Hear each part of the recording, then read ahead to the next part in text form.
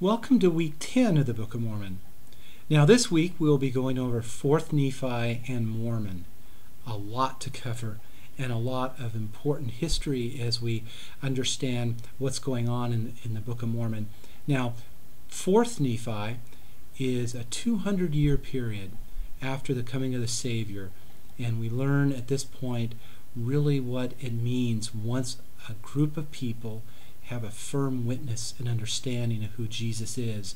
This 200-year period to me is very symbolic of the millennium and the time that we will feel when the Savior comes again to our earth. And yet there are differences. Differences between the 200-year period that the Nephites felt and the millennium and the 1,000-year period that we feel.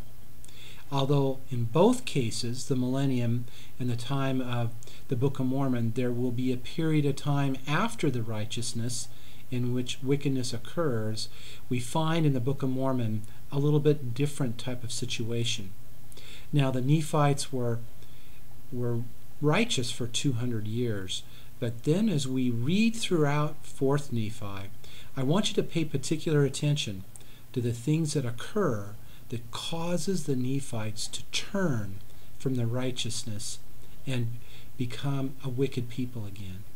I want you to take a look at some of the things, some of the landmark things that occur during this period, such as a division between rich and poor, such as the introduction of a class system, such as pride, and other things that occur.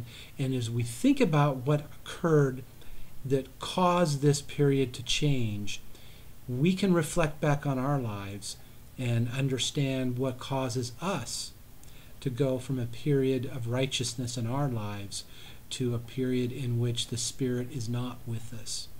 Now, as we turn to Mormon, we get to know one of the great leaders and characters in the Book of Mormon. Now, Mormon was just 10 at the time in which the Lord called him. This is similar to Joseph Smith and others who the Lord knew from the premortal existence and called at a very early age. Now, when Mormon was called, he was given an incredible responsibility. Just a few years after the age of 10, at the age of 14, 15, and 16, Mormon became a general of the entire Nephite armies. Why do you think that the Nephites turned to someone so young? As you read about Mormon's character, ask yourself what makes Mormon so special and why the Nephites would place their entire civilization in his hands at a young age.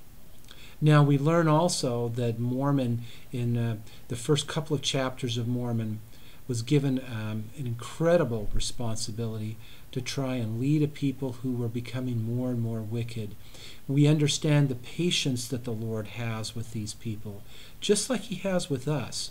Yet there will come a period of time with the Nephites in which their choices and their wickedness will keep them from the Spirit. And the Lord literally removes the Spirit from the people. And in Mormon chapter 5 and 6, we then experience the destruction of the Nephites. As you read these chapters, ask yourself, what caused them to get to this point? And what do we learn in our lives in terms of things that we need to try and avoid? Now, towards the end of the Book of Mormon, in Mormon 7 through 9, we get a feel of who Mormon is. The fact that he literally sees our day and the power that he states when he says that I have seen you and I know who you are. Mormon is writing to us and handpicking the things that he is stating because what he knows is going to happen to us.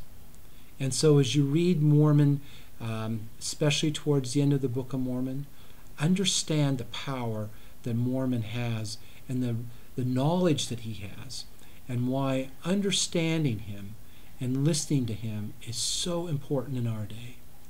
These are tremendous tremendous chapters. I hope as you read these chapters you will gain a much greater appreciation for who Mormon is, what he went through, and why his writings to us are so important. I hope you have a great week as you study these chapters.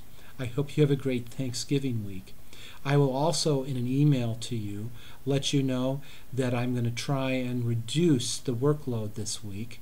I'm going to let you know that you only need to do one of the two student choice assignments. I hope that will help in an ability to try and keep your workload down.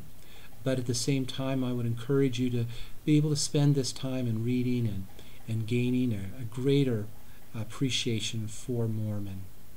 I hope you have a wonderful Thanksgiving, and I will look forward to listening your responses and being able to also reach out to you as well.